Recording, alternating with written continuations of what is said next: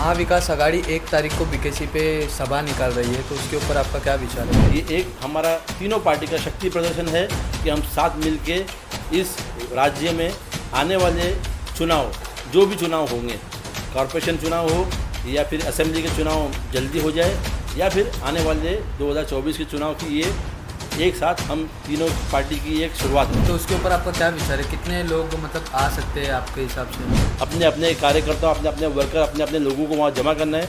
ये हमारा 15 लाख का हमारा एक हमने सोचा है कि उतनी लोग आए तादाद में, लेकिन शायद ये तादाद बढ़ भी सकती है। तो हमारी अपेक्षा है कि ज़्यादा से ज़्यादा महिलाएँ इसमें भाग लेंगे, ज़्यादा में ज़्यादा जो बेरोज़गार युवा है उसमें भाग लेने वाले हैं, और जो वरिष्ठ वर्ग के लोग हैं वो तो तैयारी है कि इस हमारे साथ जुड़ने के लिए। तो सर, आपको क्या लगता है कि महाविकास आघाड़ी बीजेपी और एकनाथ शिंदे को आने वाले इलेक्शन में मात दे सकती है या नहीं? अगर इलेक्शन हार जाते हैं तो चुनी हुई सरकार को तोड़ने का काम बीजेपी ने किया है। ये बीजेपी का ऑपरेशन लोटस है जो पूरे देश में चलता है। ये शुरुआत हुई कर्नाटक में, बाद में मध्य प्रदेश में और महाराष्ट्र में, तो तीनों जगह ये सफल हुए। तो ये सभा लेने का मुख्य कारण क्या हो सकता है आपके?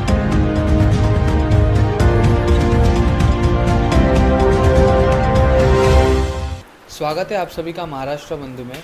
हमारे साथ वार्ड अध्यक्ष असलम खान जी बैठे हुए हैं।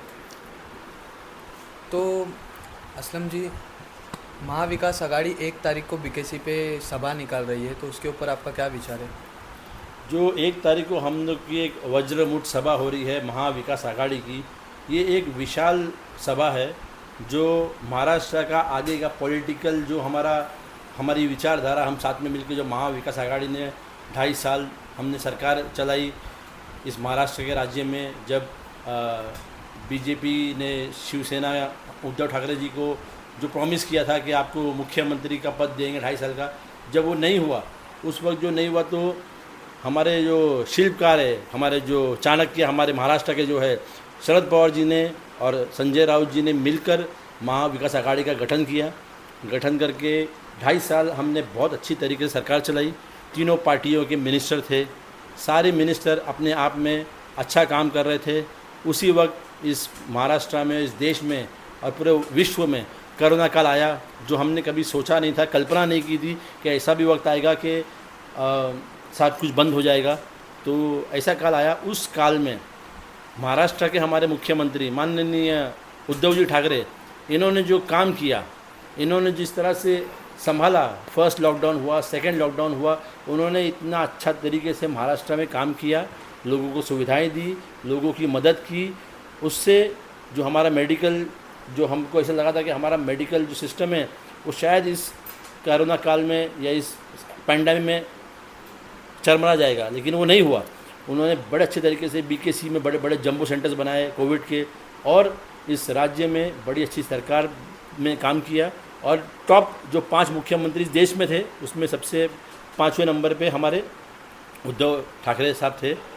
इसलिए ये एक हमारा तीनों पार्टी का शक्ति प्रदर्शन है कि हम साथ मिलके इस राज्य में आने वाले चुनाव, जो भी चुनाव होंगे, कॉरपोरेशन चुनाव हो या फिर असेंबली के चुनाव जल्दी हो जाए या फिर आने वाले 2024 के चुनाव की ये एक साथ हम तीनों पार्टी की एक शुरुआत है। ये महाराष्ट्र की सबसे बड़ी निकलने जा रही है, तो उसके ऊपर आपका क्या विचार है? कितने लोग आ सकते हैं आपके हिसाब से? इसमें तकरीबन हमारा पूरा तीनों पार्टी की हमारी बैठक हुई है। हमारे जितने भी वरिष्ठ, हमारे नाना पटोले जी है, भाई जगताप जी है, उद्धव ठाकरे, आदित्य ठाकरे, शरद पवार जी और उनके सारे लोग, अजित पवार जी, इन्होंने मिलके जो बैठक की है, बाद में हमारी बैठक हुई, हमारे जो लोकल लीडर्स की बैठक हुई, उसमें हमारा अंदेशा है कि तकरीबन 15 लाख पब्लिक, 15 लाख लोग वहाँ पहुँचे। हर पार्टी को जिम्मेदारी दी गई है कि 5-5 लाख अपने अपने कार्यकर्ता, अपने अपने वर्कर, अपने अपने लोगों को वहाँ जमा करना है। ये हमारा 15 लाख का हमारा एक हमने सोचा है कि उतनी लोग आए तादाद में, लेकिन शायद ये तादाद बढ़ भी सकती है, बिकॉज जो असंतुष्टता इस राज्य में फैली हुई है, इस मुंबई शहर में फैली हुई है। तो हमारी अपेक्षा है कि ज़्यादा से ज़्यादा महिलाएं इसमें भाग लेंगे, ज़्यादा में ज़्यादा जो बेरोज़गार युवा है उसमें भाग लेने वाले हैं, और जो वरिष्ठ वर्ग के लोग हैं वो तो तैयारी है कि इस हमारे साथ जुड़ने के लिए। तो सर आपको क्या लगता है कि महाविकास आघाड़ी बीजेपी और एकनाथ शिंदे को आने वाले इलेक्शन में मात दे सकती है या नहीं?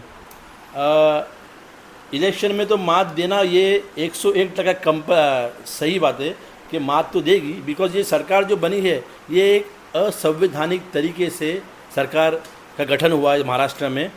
जिस तरह से हमारी सरकार चल रही थी, महाविकास आघाड़ी चल रही थी, बीजेपी ने 2.5 सालों में बहुत कोशिशें की कि किसी भी तरह महाराष्ट्र में फूट पैदा की जाए, सरकार को गिराया जाए। इन्होंने बहुत कोशिश की, ये सफल नहीं हुए। लास्ट में इन्होंने क्या किया कि शिवसेना के कुछ जो मंत्री थे, जिनमें एकनाथ शिंदे जो हमारे भी मुख्यमंत्री है, इनके ऊपर या इनके सहयोगियों के ऊपर, फिर इनके कुछ मंत्रीगण थे जैसे कि यशवंत यादव, यामिनी यादव और जितने भी इनके लोग मंत्री जो भ्रष्ट केसेस में इनके खिलाफ ईडी लगी हुई थी, केंद्र ने इनके खिलाफ, जो हमारी मोदी सरकार है, इनके पास जो यंत्र है, ईडी है, सीबीआई है और एनआईए है, इनके तहत ये चुनी हुई सरकार को तोड़ती है। अगर इलेक्शन हार जाते हैं तो चुनी हुई सरकार को तोड़ने का काम बीजेपी ने किया है। ये बीजेपी का ऑपरेशन लोटस है जो पूरे देश में चलता है। ये शुरुआत हुई कर्नाटक में, बाद में मध्य प्रदेश में और महाराष्ट्र में, तो तीनों जगह ये सफल हुए। एकनाथ शिंदे जी के जो सहयोगी थे, इन लोगों को लगा कि ईडी और सीबीआई इनके पीछे पड़ी है, तो इन्होंने उद्धव ठाकरे साहब के पास गए थे। उन्होंने कह दिया आपने जो गलत काम किया वो आप भुगतेंगे। तो इसीलिए बीजेपी के दामन में जाने के बाद अमित शाह जी ने और देवेंद्र फडणवीस जी ने इन 40 विधायकों को तोड़ के एक अलग गुट बनाकर इस राज्य में सरकार बनाई। लेकिन इससे सरकार तो बन गई, पर लोगों की जो भावनाएं है, जो ठाकरे फैमिली के प्रति इस देश, इस राज्य की जनता का जो प्रेम है, बिकॉज इस शिवसेना को बनाने में बाला साहेब ठाकरे, उनके साथ उनके बेटे उद्धव जी ठाकरे, हमारे माननीय माजी मुख्यमंत्री आदित्य ठाकरे, इनके पीछे लोगों की संभावना, उनकी सिंपैथी है जो आज भी है और आने वाले इलेक्शन में ये दिखाई देगी। तो सर ये अभी जो सभा होने जा रही है